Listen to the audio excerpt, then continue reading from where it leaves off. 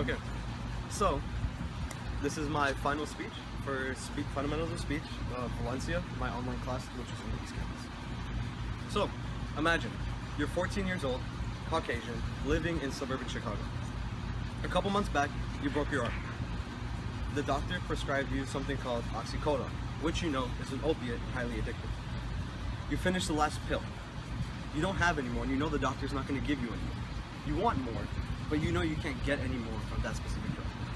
You heard that heroin is an opiate, but you know that injecting it is highly addictive and has devastating consequences. So, at the advice of your friends who use it, you start snorting it and sniffing it as if it's cocaine. 2 weeks go by. You're injecting it. 3 weeks go by. Now you're sitting in your room, the lights are off, the needle's in your arm, and what was that? The needle's in your arm, and you hear something in the distance, something very loud. You don't want to lift your head because you're too tired. You lift your head, there's a flashlight pointed at you and a police officer screaming at you to get up. You have now become one of the 1.4 million people in 2012 to have been arrested for drug use, for non-violent drug use, according to the FBI. Today, I'm going to be talking about how we should decriminalize drugs and turn them into a mental health issue. I'll be discussing three things: the money we're spending on this, the opportunities we're losing from this, or mainly the lives that are being lost, and some of the science behind it. So to start off, I'm talking about the amount of money being spent. As of November 30th, 2016, the federal government has spent $13.8 billion on the drug war. I cannot give you a more accurate estimate because the rate goes at $500 a second. Now, on top of that, while a lot of you think, yeah, we're spending that money, but those people are never going to go back to prison. 76.9% of people who are arrested for drug use will end up in prison again on the same felony charge. We, as taxpayers, not the government budget, taxpayers spend $31,268 per prisoner per year. We're talking about, like I said, 1.4 million people. That number goes up and actually turns into $48.5 billion in 2012. That is around the amount of money we spent on drug offenders. So, what we can do as people is take them out of those prisons and put them into clinics. So, what that will do is it will save us $4 to $12 per person by treating them, and the amount of people who will relapse and come back will drop. That's $5.9 million. So we're essentially saving $6 million by putting them in clinics. There are other benefits which I will discuss later. A second thing is that we are giving them lost opportunities. We're losing lives. Not in a serious sense. Well, some people do go back, use it, and kill themselves because there's never a correct dosage to use for heroin. One shot can kill you. What's going on is these people are becoming felons. They're Class A felons. They cannot vote. They cannot go to other countries because some countries will not issue them the passport.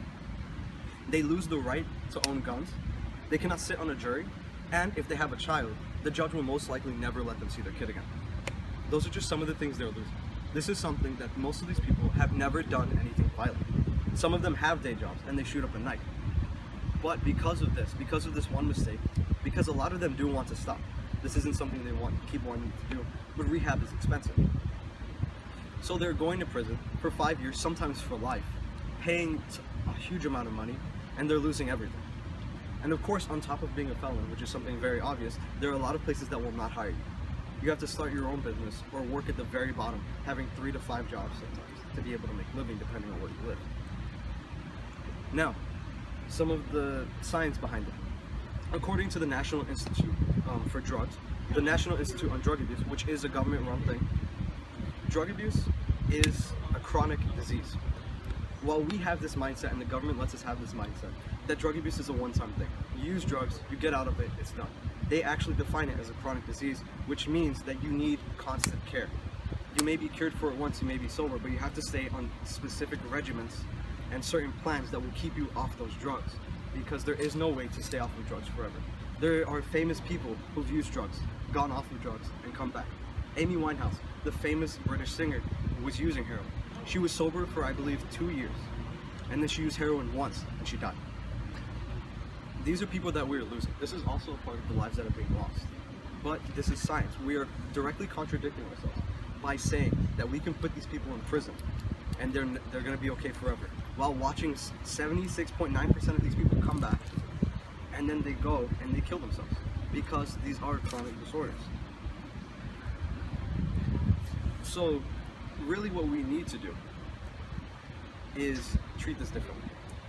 So in conclusion, what we should do is, instead of ruining the lives of innocent people, stopping them from becoming something they want to be, from taking away the right to see their child, to serve on a jury of their peers, from traveling to other countries, fulfilling their dreams, getting a job they would like to have, what we should do is put them in.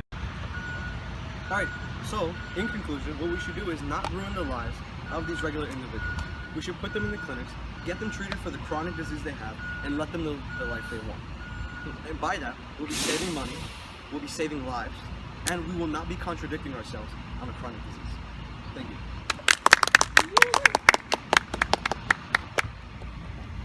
Oh my god.